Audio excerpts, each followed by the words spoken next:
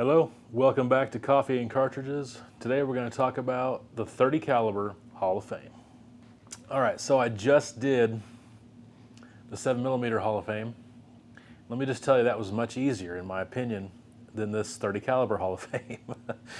I don't see any way around not offending somebody. There is so many exceptional 30 caliber cartridges in our past. I'm only going to pick 5 that I think deserve to be in the Hall of Fame. But before it's all said and done, maybe a few years from now, maybe decades from now, I think many more will be added to it. So let me just jump right in. Let me talk about some honorable mentions. All right, some honorable mentions. 300 Remington Ultra Magnum. I mean, it's the Mac Daddy. I understand that the 378 Weatherby technically is the fastest 30 caliber, but I feel like they just made that cartridge to regain the title because Weatherby's known for having the fastest cartridge in every caliber, which is fine. That is their claim to fame. But before that, you know, the 300 Rum kind of dethroned the 300 Weatherby as the fastest. Doesn't mean it's better. In fact, I would prefer the 300 Weatherby over the 300 Rum. But my gosh, they took that 404 Jeffries case, made a few modern tweaks to it, obviously necked it down to 30 caliber, and wow, that is a Magnum. To me personally, you're getting into the point of how fast do you want that 30 caliber bullet to go? You know, at some point, with as much powder as you have, I almost think you need to maybe get a bigger caliber bullet, and you're still going to be going at incredible speeds. But it's still a phenomenal cartridge. I have zero interest in owning one. It's just too much. I'm never going to need anything like that. Pretty dang cool cartridge, though. So that's the first honorable mention.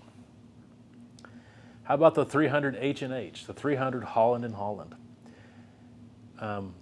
It obviously is a neck-down version of the 375 Holland and Holland from 1912, and you'll hear me say that particular cartridge a few more times.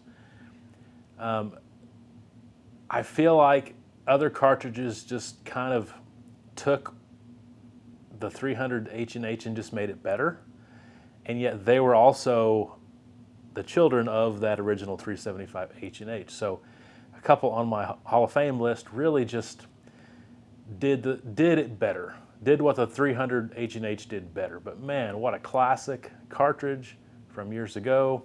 A lot of history. Really, really a good, awesome cartridge.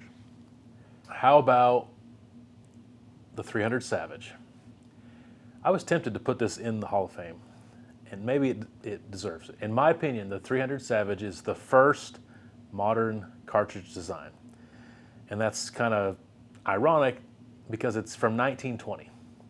They took the 250 Savage, and their goal was to get 30-06 performance out of it in a 30 caliber with obviously a much shorter case, a much more efficient design. They did not succeed, but it was still really cool, and it was fairly close. You know, they did some modern touches, blew out the taper, made a sharper shoulder angle, came out with a really cool, efficient design. And basically, what was done there is kind of what P.O. Ackley ended up doing to most of his cases, though he did it to the extreme. And even most of our modern cartridges today that Hornady's making all have similar, you know, design philosophies that came from that 300 Savage. So, really cool cartridge. And then the last honorable mention, and this one is, it didn't quite make the top 5 that are in the Hall of Fame, but in my opinion, it's 6th. And that probably is controversial. Some of you watching might have a totally different view on it, but I think the 300 Short Mag is awesome. It basically duplicates the performance and the ballistics of the 300 Winchester Magnum in a short action. Currently, it holds the world record at tightest group at 1,000 yards. Not that it's really designed for that, but it has that potential. I'm a huge fan of the 300 Winchester Short Magnum, but it doesn't quite make the list. All right, so which 5 did I go with? if you know much about cartridges, based on the ones I just kicked out, you probably know what I'm going to go with. I'm going to do these in order of release date. So obviously starting with the oldest to the most modern. So first 30 caliber rifle cartridge in the Hall of Fame of 30 calibers is the 30-30 Winchester. It came out in 1895, developed for the 1894 lever action Winchester. It was the first American cartridge to ever use smokeless powder. And now we're in 2022, and friends of mine, that's still their hunting rifle for white-tailed deer here in Missouri. When it becomes deer season, they go get their 30-30. They shoot it a few times. Some have scopes on them, some don't have scopes on them. They're hunting in woods, shorter distances, and they go harvest a deer. It doesn't blow away a whole lot of meat, and it just drops them, It's an unbelievably nice cartridge for hunting white-tailed deer in the woods. It really is. But to have the longevity that it has, it's just an incredible round. It's also fun to shoot. I don't know if you ever, I used to have one, I ended up selling it, but you ever just want to plink with one, it's pretty fun. But for hunting and for nostalgia and for history, the 30-30 definitely is in the Hall of Fame. All right, that takes us to the year 1906. And the Springfield Armory, I should say, have come out with this new rifle, the 1903 Springfield, and they had a new round, the 30-03 government round, that was designed around the heaviest bullets, and they decided to tweak that up a little bit and not neck it down, but lower the grain down to around 150 grain bullet, and a few little tweaks, and they come out with a 30-06 Springfield, and off to the moon. Extremely popular to this day, one of the most popular hunting rounds in the world. It's well known in Africa as an all-around fantastic cartridge. It's well known in North America, of course, where it was developed as the classic cartridge for North American hunting. It's done it all. There's nothing that it hasn't done as far in the hunting world. It's killed everything that can possibly kill. And yet it wasn't designed as a hunting cartridge. It was designed as a military cartridge. We used the 1903 Springfield in World War I. We continued to use it as a sniper rifle in World War II, but of course we used the M1 Garand as a semi-automatic rifle to help us win World War II. 30-06, unbelievably awesome, without a doubt, without question, without debate, it's in the Hall of Fame. All right, let's move ahead to 1944. Roy Weatherby. He is in love with making the fastest cartridges that he can. And he develops the 300 Weatherby. And what he does is he takes that full-length 375 H&H. So of course he necks it down to 30 caliber, similar to the 300 H&H, but makes some improvements, modernizes it a little bit, makes some improvements to give it more case capacity, and you got a full-length Magnum. In fact, one of the first, if not the first, Magnums that there ever was. And the Weatherby Magnum, to this day, is extremely popular. In my opinion, its only real downfall is that it's only chambered in a few rifles, and mainly Weatherby rifles. It's not just Weatherby rifles. It has been chambered in other ones. But it's been so exclusive to Weatherby rifles that it might not be as popular as some of the other cartridges on this list, and it really deserves it. I'm always watching hunting shows, and it seems like that is the cartridge used, except for one other one which I haven't mentioned yet. For hunting all over the world, it's just so popular. It's always the 300 Weatherby Magnum. And when you think of the word Weatherby, you think of the 300 Weatherby cartridge and the Mark V action in that rifle. So it's just synonymous with hunting, it's synonymous with fast, powerful, and it's synonymous with the word Magnum. It really is. It's just a phenomenal Magnum, phenomenal cartridge, and it definitely deserves to be in the Hall of Fame. 1952, I believe, either 52 or 53, the government wanted to replace a 30-06 cartridge with something a little bit more efficient, a little bit shorter. A full clip or a full box of ammo is going to be lighter for our troops, something that'll feed well, and something that will get very close to the ballistics of the 30-06 in a short action, more efficient package. And they developed the 308 Winchester. Of course, Winchester came out with the sporterized version, the 308 Winchester, and then our, government came out with the 7.62 NATO. And countries all over the world adopted that. Of course, we adopted it in our M14 service rifles.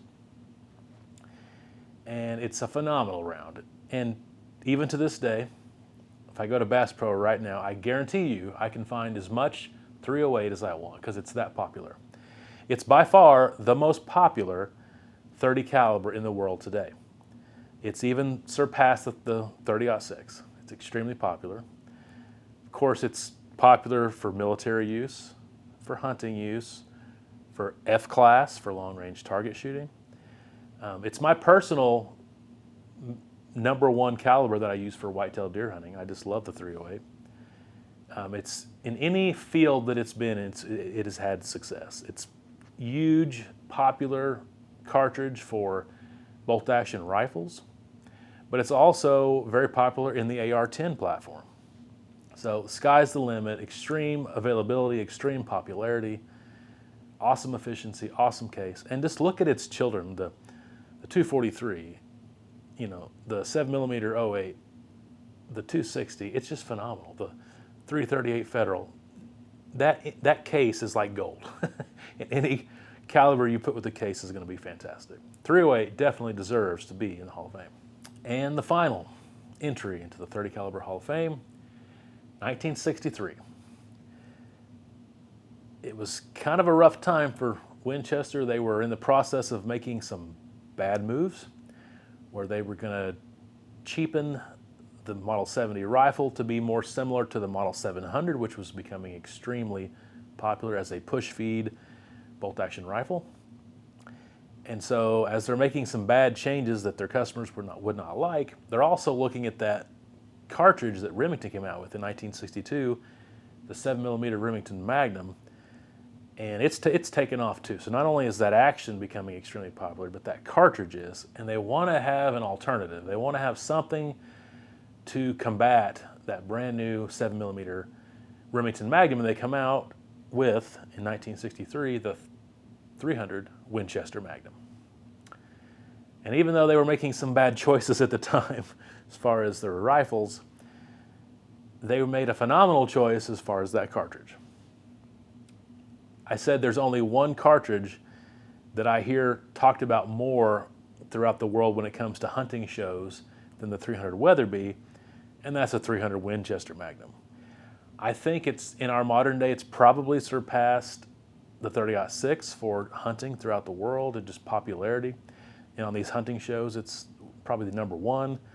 If you watch African safaris and these professional hunters, and they talk about, what if a customer comes over here to Africa, what cartridge should they bring? And they basically say you can bring whatever as long as you're not hunting dangerous game. 30-06 is good, but we love the 300 Winchester Magnum. It's huge over there. It's huge in North America. It really has become the most popular 30 caliber hunting cartridge in the world, even beating the 30-06 and even beating the 300 Weatherby Magnum. I wouldn't say it's the most popular overall. That probably still is a 308, but it's nipping on its heels. But the 300 Winchester Magnum, it's just like, it can do no wrong.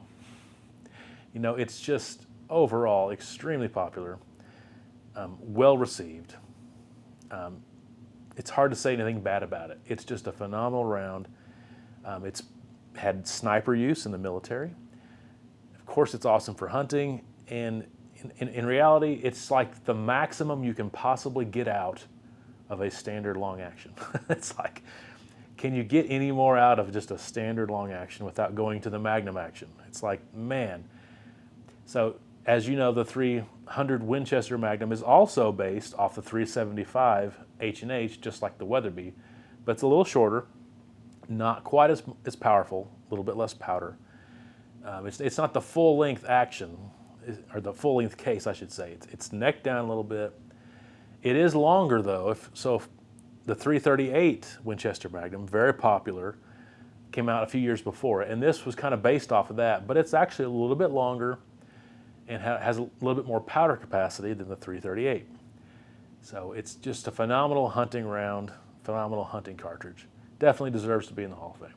So that's my 5: the 30-30, the 30-06, the 300 Weatherby Magnum, the 308, and of course the 300 Winchester Magnum. There's a lot more cool ones too that I didn't mention, but I just don't think that they deserve to be mentioned. I think I've picked the very best, and in those that didn't quite make the list, I made them honorable mentions. So I've enjoyed drinking coffee and talking about some classic Hall of Fame cartridges in the 30 caliber. I'd love to know what you think. Where did I go wrong? Where did I go right? What experience do you have with any of those cartridges? If you like this video, please like, comment, and subscribe. And until next time, take care.